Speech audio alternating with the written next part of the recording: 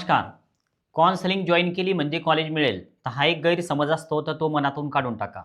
आणि काउन्सिलिंगचा काय फायदा आपल्याला होऊ शकतो फ्युचरमध्ये, तर हे थोडक्यात सांगतोय. म्हणजे थोडक्यात ऐकायचं असेल तर सविस्तर ऐका, नाहीतर व्हिडिओ स्किप करा.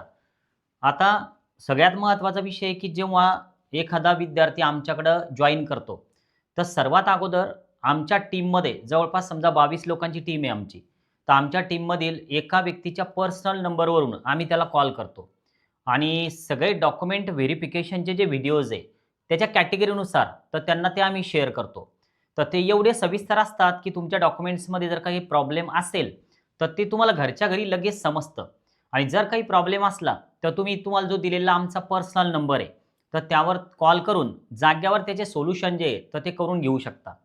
तर ही झाली आमच्या काउन्सिलिंगची सुरुवात. आता नेक्स्ट स्टेप काय येते, की रजिस्ट्रेशन किंवा चॉईस फिलिंग. तर चॉईस फिलिंगचा सविस्तर व्हिडिओ असतो आणि सोबत एक ब्लँक पी-डी-एफ, की रजिस्ट्रेशनमध्ये किंवा चॉईस फिलिंगमध्ये काय-काय मुद्दे आहेत आणि जवळच्या कॉम्प्युटर सेंटरवर जर का विद्यार्थी गेला आणि तिथून जो नंबर दिलेला असतो पर्सनल, जर काही अर्जंट असं किंवा लगे अडकलं, की समस्या आहे, लगेच तो स्क्रीनशॉट टाकतो आणि "सर, या प्रॉब्लेमचं सोल्युशन सांगा." प्रॉब्लेमचं सोल्युशन ताबडतोब दिलं जातं आणि तिकडनं जर का ते सॉल्व्ह नाही झालं, तर आम्ही त्याचे लॉगिन आयडी, पासवर्ड घेऊन ऑफिसमधून ते सगळं सॉल्व्ह करतो. आणि या सगळ्या प्रक्रियेच्या दरम्यान आम्ही शक्यतोवर विद्यार्थ्यांचा mobile number, mail ID, password हे कुणाचेच घेत नाही. फक्त ज्याला प्रॉब्लेम येतो आणि त्याला ते सॉल्व्ह करणं गरजेचं आहे, तर त्याला विश्वासात सगळं करून तेच आम्ही त्यांना ते ऑनलाईनमध्ये सॉल्व्ह करून देतो. कारण लॉगिन आयडी, पासवर्ड हे ज्याच्या त्याच्याजवळ राहिलेले बरे, हे सुरुवातीपासून आम्ही सांगत आलो. आता चॉईस फिलिंगच्या लिस्ट असतात, तर त्या सविस्तर असतात. कॉलेजच्या रँकिंगनुसार असतात, की कोणते कॉलेज आपण टाकायला पाहिजे. फी स्ट्रक्चर असतं कॉलेजचं आणि सोबतच काय होतं, की जेव्हा आपल्याला कॉलेज अलॉट होतं, तर ते कॉलेज जॉइन करताना कोणत्या अडचणी येऊ शकतात, डी-डी कसा काढावा, नंतर आपण जर अपग्रेड करायचं असेल, तर कसं अपग्रेड करावं, सीट होल्ड करून ठेवायची, कोणत्या राउंडपर्यंत जाता येईल, एम-बी-बी-एस, बी-डी-एसचं काउन्सिलिंग आहे, बी-एम-एस, बी-एच-एम-एसचं सोबत चालू आहे. मग बी-एम-एसचं कॉलेज जॉइन करायचं, एम-बी-बी-एसचे राउंड करायचे. तर हे सगळं मार्गदर्शन आम्ही कॉलवर, WhatsApp आणि व्हिडिओजद्वारे करत घेतो.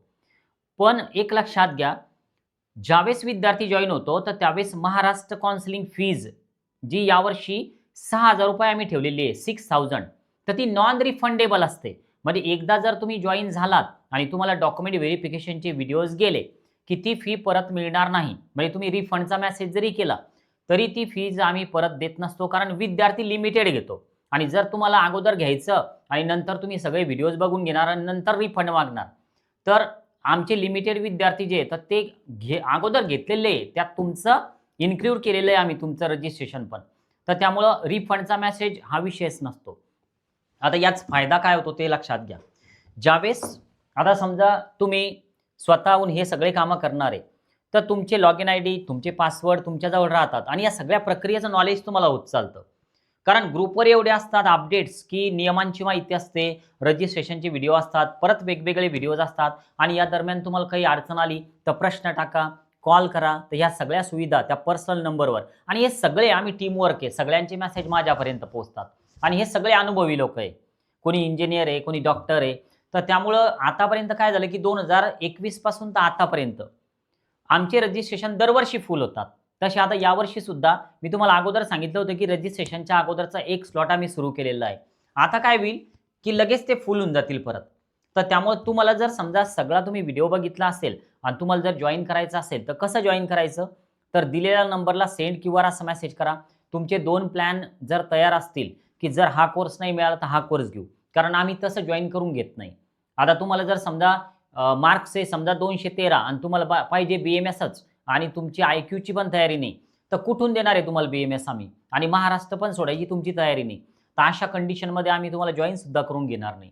थोडक्यात जर तुमचं होण्यासारखं असेल, तर 2 प्लॅन तयार करायचे, की आम्ही शेवटपर्यंत थांबू सर, नंतर हा कोर्स घेऊ का रिपीट करू?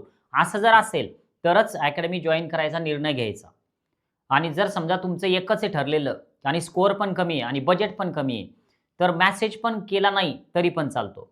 म्हणजे आता या दरम्यान बरेचसे मेसेज आहे, पण त्यांना आम्ही क्यूआर नाही दिलेला. कारण काय? तर त्यांनी एकच कोर्स धरून बसलेले, स्कोअर कमी आहे आणि बजेट पण कमी आहे. तर त्यामुळे थोडं लक्ष घाला या गोष्टीमध्ये. तुम्हाला जर अजून जॉईन व्हायचं असेल तर तुम्ही सेंड क्यूआर असा मेसेज करू शकता.